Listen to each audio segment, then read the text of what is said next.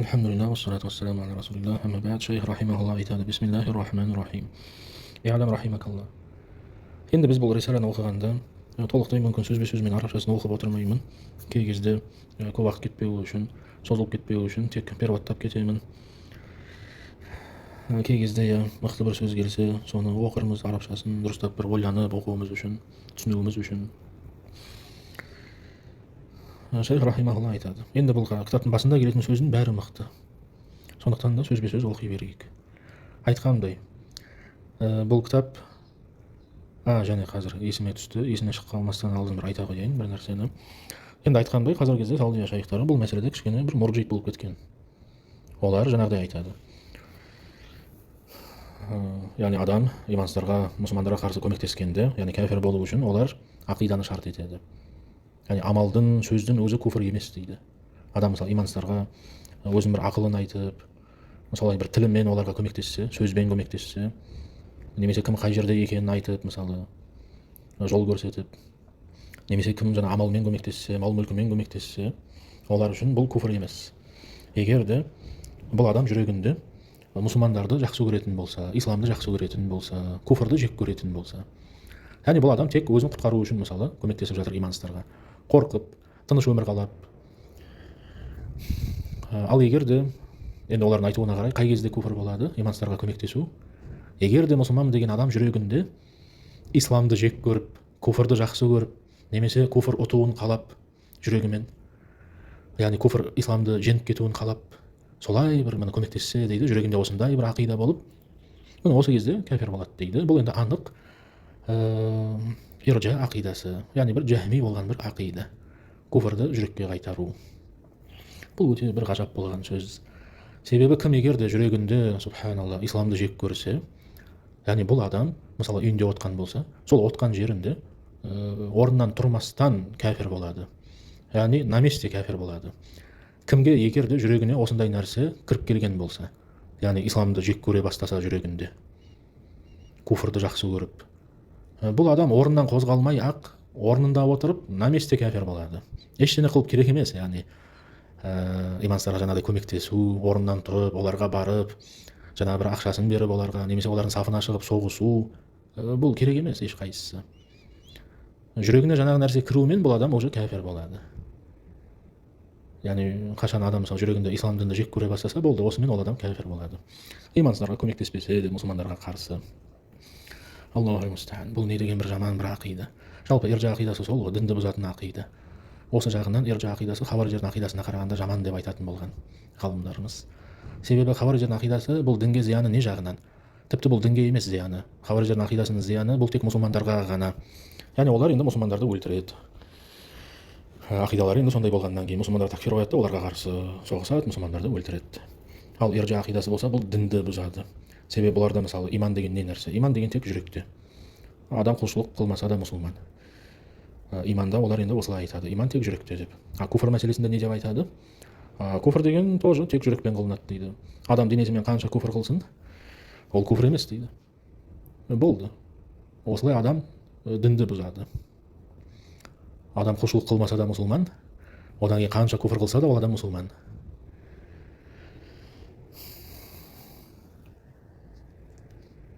Жаңа айтқым келген нәрсе, енді айтқанда, Саудия шайхтарының ақидасы осы. Ұялмастан енді бәрі солай айтады. Енді бәрі емес, кейбір танымал енді шайхтар осы айта береді. Егер де дейді, сол жүрегімен жаңа исламды жек көрмей, куфрды жақсы көрмей, просто көмектессе дейді, бұл күнә дейді, харам дейді, бірақ куфр емес дейді. Бұл адамдар енді өздері мені көріп тұрғанымыздай, өздерінің ғалымдарына қарсы шығып жатыр. Біздің не кінәміз бар? Міне нәжд ғалымдарына еріңдер деп айтады бәрі. Сөйтіп біз нәжд ғалымдарына енді еріп жатырмыз. Ергенде толықтай еріп жатырмыз. Жаңағылар сияқты емес. Өздерінің бір патшаларының қорғаулары үшін бәрі осындай бір ақидаға өтіп кеткен. Жалпы өздерінің үкіметін қорғаулары үшін. Жаңа айтқым келген нәрсе, Шейх Жарбо деген бар. Шейх Жарбо енді түсінікті, ол да осы ақидада екендігі. Енді ол шейх десін, әл-удр бил жахил, сондай бір мәселелерде жақсы болғанымен. Бірақ та бұл мәселеде шейх енді иржа ақидасында, Шейх Жарбо деген. Шейхтан мен кезінде сұрағанмын. осы мурат куффар жөнінде қалай болады деп шайх айтқан, жүрекпен болады деді. Егер де жүрегімен мысалы исламды жек көріп мысалы көмектессе, сол кезде кәфір болады деді. Жақсы, енді бұл түсінікті. Ондай бір жаңалық болмады маған шайхтың айтқаны. Кейін мен оған басқа бір сұрақ қойдым. Енді мен білемін ғой шайхтың ақидасы қандай екенін. Сөйтіп маған енді қызық болды. Шайх жалпы мысалы осы мына Сулейман ибн Абдилланың осы рисаласы жөнінде не дейді екен? Не деп жауап береді? Сол маған қызық болды. Себебі бұл рисалада шайх енді айтады ғой. Тіпті адам жүрегінде имансыздарды жек көріп тұрып, мұсылмандарды жақсы көріп тұрып көмектессе де бұл адам мұртат болады дейді. Яғни шайх Сулейман ибн Абдилла ақидаға қайтармайды. Тіпті дейді, тіпті егер де біз анық білсек те ол жүрегінде исламды жақсы көретінін. Бұлар айтады ғой, енді мүмкін қайдан білесің дейді, ол мүмкін жүрегінде исламды жақсы көретін шығар. Кәфирді жек көріп тұрып көмектесіп жатқан шығар деп кәфирлерге. Біз айтамыз, тойып, мүмкін емес. Растан 100% дейік. Жаңағы адам жүрегінде 100% тіпті ол растан исламды жақсы көріп тұрып, имансыздарды жек көріп тұрып, просто енді имансыздардан бір қорыққаннан көмектесіп жатыр дейік. Тіпті осының өзінде ол адам кәфир екендігі. Себебі енді бізде куфр тек жүрекпен болмайды ғой, ахли суннада. Куфр амалмен де болады. Ал енді мудаһаратул мушрикин, Мұхаммад ибн Абдул Вахаб айтқандай, Науақид алейхиссаламда, бұл өз алдына жеке бір куфр екендігі. Мұсылманмын дейтін адам имансыздардың сafына шығып кетуі, имансыздарды қолдауы, исламға қарсы болып жатқан, мұсылмандарға қарсы болып жатқан соғыста. Және айтқанымыздай, кезінде бір записте айтқаным есімде, жалпы енді бұл куфр жүрекке қайтатын болса, онда бұл жаңағы Науақид алейхиссаламда келетін жаңағы мәселеден не айырмашылығы бар? Жаңағы адам жүрегімен жек көруі. Мән абғада шайан мимма жаа бихи ар-расул саллаллаху алейхи вассалам деген пункт, нақид. Адам дінді жек көруі. Егер де енді имансыздарға көмектесу жүрекке қайтатын болса, онда бұл жаңағы сол пунктке қайтады ғой. Екеуінің не айырмашылығы бар? Мына жерде шайх айтып жатыр. Кім жүрегімен исламды жек көрсе деп, немесе исламдағы бір нәрсені жек көрсе, бір үкімді жек көрсе, ол адам кәфир екендігі. Ал мына пунктте шайх айтып жатыр. Кім соғыста жаңағыдай көмектессе деп, мұсылмандарға қарсы көмектессе деп, яғни жүрекке қайтармады. Егер де бұл да енді жүрекке қайтатын болса, онда ол жаңағы пункттен еш айырмашылығы болмас еді. Бұл соған қайтар еді. Бірақ та бұл жеке отдельно басқа бір пункт, басқа бір нақид. Жаңа шайх Жарбонын әлі бітірмедім. Енді маған қызық болып тұр ғой айтқандай. Мына шайхтардың сөздеріне енді неде жауап береді екен олар. Сол қызық болды да. Сөйтіп мен айттым, шайх енді қараңыз деп, мысалы Сулейман ибн Абдилла айтпайды ма деп, жаңа жүрекке қайтпайды деп. Оған не дейміз десем, субханалла, шайхтың енді жауабы, Алла сақтасын, не деген бір тәуил екендігі. Біз мысалы мына Ашари Матурidi сияқтыларды енді ұнатпаймыз ғой, тәуил қылады деп. Бізде де бар ондай адамдар. Өзі бірінші бір ақида құрады да, одан кейін соған қарсы келетін аят, хадис ғалымдарының сөздері мысалы бәрін тәуил қылады. Бәрін мағынасын бұрмалайды. Жаңа өзінің ақидасына сай келуі үшін. Шейх Жарбон жауабы былай болды, айтады. Сулейман ибн Абдилла дейді, жаңа рисаланы кім жөнінде жазған болса дейді, жаңағыдай адам кәфир болады деп. Сулейман ибн Абдилла өзі танитын адамдар жөнінде жазған дейді. Яғни Сулейман ибн Абдилла сонда бұл рисаламен тек бір санаулы ғана адамдарды мақсат қылғандығы, өзі жеке танитыны, жеке өзі танып, жаңағы адамның жүрегіне кіріп шыққан адамдар жөнінде дейді. Яғни шайх олардың жүректеріне кіріп шыққан, біледі екен, кімнің жүрегінде не бар екенін. Сол адамдар жөнінде айтып жатыр дейді. Яғни олар растан жүректерінде исламды жек көрген дейді. Субханалла. Бұл енді анық ада сол. Алла сақтасын. Енді шайхтың сөзін оқиық, сол кезде енді түсінікті болады. Шайх бұл жерде ереже қылып айтып жатыр бұл сөздерді, бұл үкімді. Яғни пәленше деп жатқан жоқ. Себебі нәжіс ғалымдары біреулерге рад қылғанда олардың аттарын атап тұрып рад қылады. Осындай бір пәленше адам бар деп. Шайх бұл жерде ешкім атын атамады, айтпады. Мысалы, менің бір көршім бар еді деп. Сол адам жүрегінде ислам дінін жек көреді деп. Және бір танысым бар еді, ол да ислам дінін жүрегінде жек көреді. Міне осы адамдар жөнінде мен рисала жазып жатырмын деген жоқ. Бұл жерде жалпы ереже ретінде айтып жатыр. Жалпы үкім бұл, кез келген адамға түседі, немесе кез келген адам бұған түседі. Шейх рахимахулла айтады: "И'лам рахимакалла, аннал инсана иза азхара лил мушрикина." Міне біріншіден, аннал инсана деді. Егер де деді. Егер бір адам деді, ал инсан. Кім болса да ол инсан. Бәрібір ол кім болса да, кез келген адам түседі бұған. Шейхтің уақытындағы, жаңа шейх Жарбо айтқандай, шейхтің бір танитын адамдар емес, кез келген адам. Шейхтің уақытынан алдын, шейхтің уақытынан кейін, біздің уақыттағы адам, біздің уақыттан кейінгі адамдар, кез келген адам. Егер де ол Қазір енді сөзін жалғастырамыз. Біріншіден мына аннал инсана деген сөзге тоқталайық. Әл инсан, яғни мысалы аср сүресінде қалай келеді? Уал аср иннал инсана лафи хуср. Иннал инсан дегенді біз қалай түсінеміз? Немесе ғалымдар қалай түсіндіреді? Әл инсаннан мақсат кім? Барлық инсан. Яғни бұл умум мағынасы. Бәрі кіреді бұл инсан деген сөзге. Сол сияқты бұл жерде аннал инсана, әл инсан, кез келген адам. Кімде міне осы сипат табылса, қазір шейх айтатын сипат, ол адам кәфір, мұртат екендігі. شيخ يقول أن الإنسان إذا أظهر للمشركين الموافقة على دينهم خوفا منهم. Егер де дейді қайбір адам мушриктерге, бұл адам өзін мұсылман дейтін адам мушриктермен келісетіндігін, олардың жаңа куфр болған жолымен, дінімен келісетіндігін оларға изхар қылатын болса, көрсететін болса, тілімен, амалымен, не себепті ол қылуы мүмкін болай? Хауфан минхум, олардан қорыққаннан кейін. Ва мударатан лахум, ва мудаханатан лидафи шаррихим. Енді бұның бәрі мағынасы бір-біріне ұқсас. Жалпы, яғни қорыққаннан кейін. Олардан бір сақтанайын деп, оларды бір өзінше бір алдап, олардың бір зиянынан сақтанайын деп осылай қылатын болса дейді. Жаңағы изхар қылса, олармен келісетіндігін. Енді шайхтың жағдайында, яғни мына рисала кімдер жөнінде жазылған дедік? Түріктерге көмектесетін нәжд жеріндегі адамдар. Айтқанымыздай, түріктер қобури адамдар, өліктерге дұға қылады, пайғамбарға құлшылық қылады.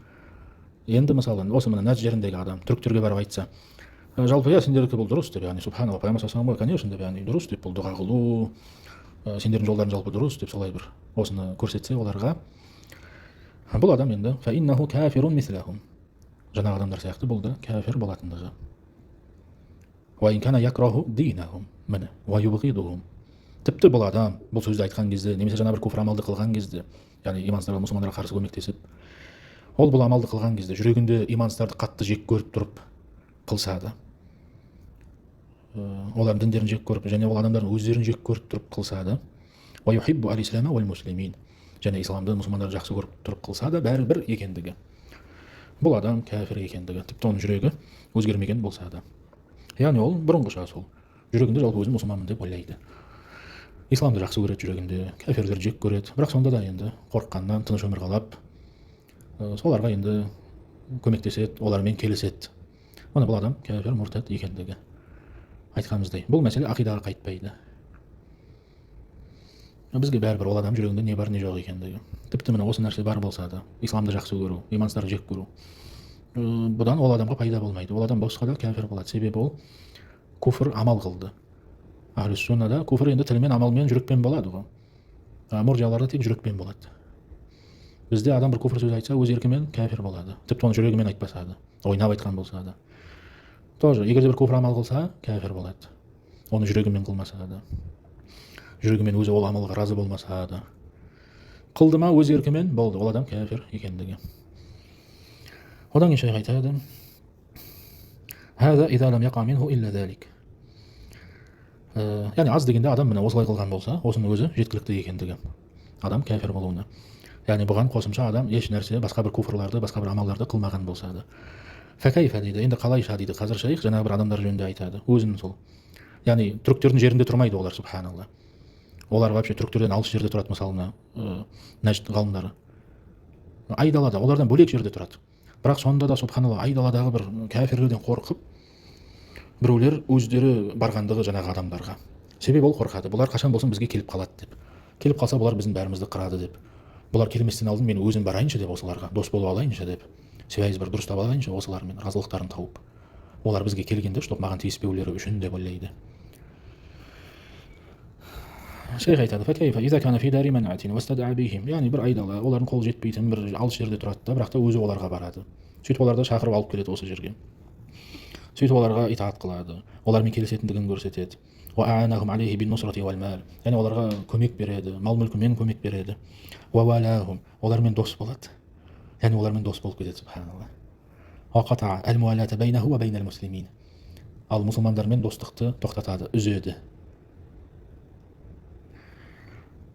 وصار من جنود الشرك والقباب وأهلها بعدما كان من جنود الإخلاص والتوحيد وأهله. سبحان الله. өкінішті адам нәжд жерінде өсті, таухид дағуатын естіп, бірақ та өскеннен кейін имансыздардан қорыққаннан таухид жаңағы енді алдын ол таухидтың әскерінен болған еді.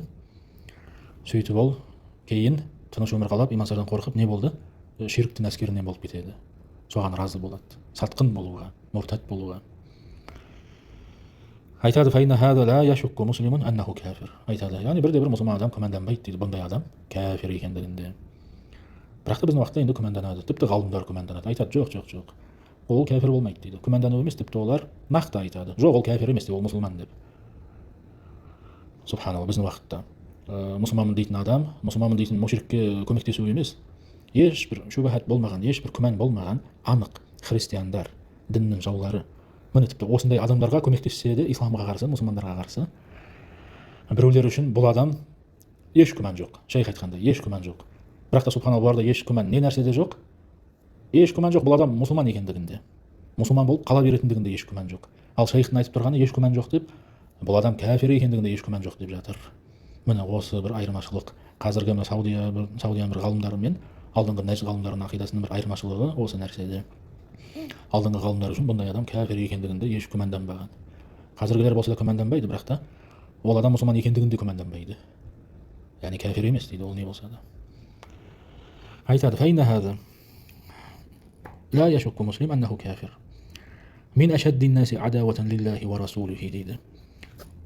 Ва расулихи. Бұл адам дейді бір Аллах пен елшісінің бір анық бір ең бір жаман бір жауларынан дейді. Ва ла юстасна мин залика илля ал-мукрах дейді. Бұл жерде тек енді мукрахқа ғана үзір бар дейді.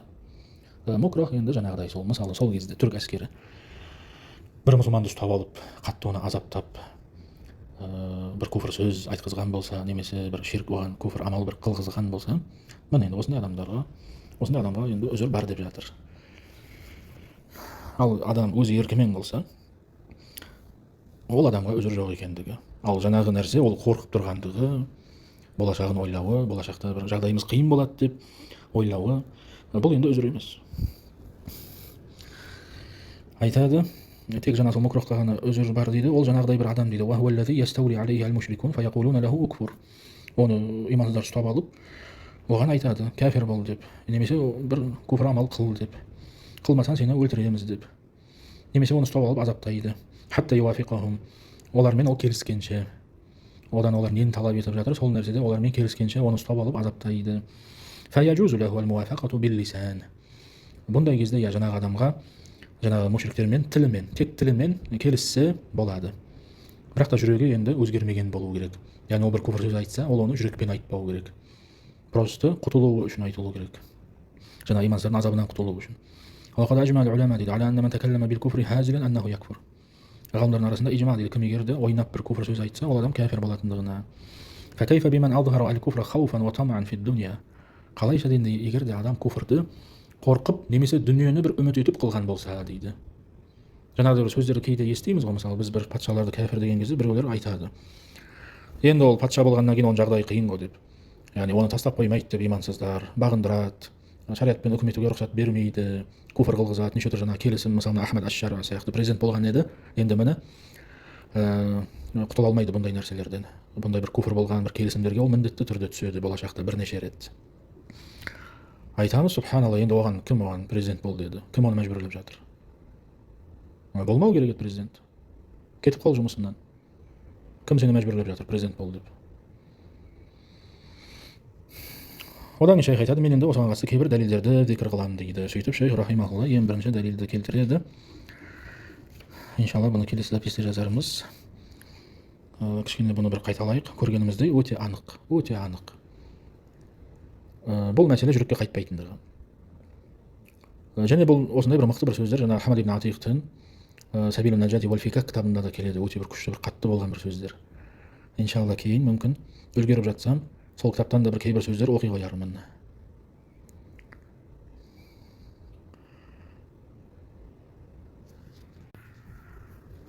Мен кейбір енді ақида кітаптарын көргенмін, кейбір шейхтардың, субханалла, барлық жерде солай келеді. Мен вообще таңғаламын, қайдан алған олар бұл ақиданы.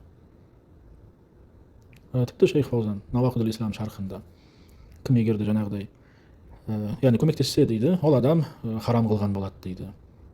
Күфірге түседі деп айтпайды, бірақ та қорқамыз дейді, ол адам күфірге түсіп қалады деп болашақта. Бірақ та покажды енді бұл харам екендігі, кім дүние үшін мауляд күфар қылған болса. Басқа да шейхтар, яғни бұл таңғалатын еш нәрсесі жоқ, мен үйреніп қалғанмын. Көбі солай айтады енді. Біреулер жаңағыдай болады. Иә, мүмкін кітапта бір жақсы сөйлейді, бірақ та практикаға келгенде оны жаңағы білімді, кітаптағы білімді шығарып, мына біздің уақиямызға түсіру, міне сол түсіре алмайды ол. Өзінің жаңағы сөзіне қарсы шығып қалады. Бұл да жаман нәрсе. Адам білімін, яғни түсіріп білуі керек өз уақиясына, өмір сүріп жатқан уақытқа. Оны түсірмесек, ол білімнен не пайда? Яғни ол кітаптан шықпайтын болса білім, ол білімнен не пайда? Біз оны шығаруымыз керек қой кітаптан. Сөздерімізді, жаңағы бір үкімдерді адамға түсіруіміз керек. Осы мына таухидқа амал қылу, жалпы адам ақидасын жаңағы бір адамдарға, жағдайларға, елдерге тәнзил қылуы, түсіруі, бұл дейтін адам өз ақидасына амал қылуы. Ал жаңағыдай болу, сөзбен енді мықты бәрін қатырады, мықты айтады, амалға келген кезде бірде бір өзінің ақидасына амал қылмауы, бұл енді жаман нәрсе. Енді көргеніміздей, білмеймін, не деген мықты сөздер. Растан, субханалла, міне осы ғалымдар, таухид имамдары, еш жалықпаймын. Осындай бір мықты бір сөздерді оқысам. Бұндай кітапты адам қайталап оқи беруінен мысалы енді білім жағынан еш пайда болмайды. Бірақ та сол білетін нәрсесін одан сайын бір есіне түсіре береді. Жалпы жүрекке бір жақсы әсері болады. Осындай бір ғалымдардың, осындай бір мықты бір адам, яғни кітаптарын қайталап оқи беретін болса, яғни бір рахаттанып қалады. Осындай бір уақытта, біздің уақыт сияқты бір ғұрба уақыты, субханалла. Яғни қарасақ, бұл біздің ақида емес, біз бір өзіміз бір ойлап тапқан ақида емес. Білім алайық деп осы жерге келдік. Сөйтіп альхамдулилля, мысалы мен современный шейхтердің кітаптарынан бастап жоғары қарай көтеріліп, нәжд ғалымдардың кітабына жетіп, ад-дур ар-рассанияны оқып, басқа да ол шейхтердің осындай бір кітаптарын оқып, міне нәжд ақидасын енді түсіндім. Түсінсем, оказывается, мен хариджи екенмін. Қалай болды сонда? Өздері мақтайды нәжд ғалымдарын. Мен сол енді нәжд ғалымдардың кітаптарынан ақидаларын алған едім, мен хариджи болып кеттім. Не өзгеріп кетті? Адамдар өзгерді, уақыт өзгерді. Қазіргі ғалымдар уже нәжд ғалымдарына ермейді бұл мәселеде, ирджа ақидасында. Аллаху мустаан. Аллаху алям, саллаллаху ва саллям аля набийина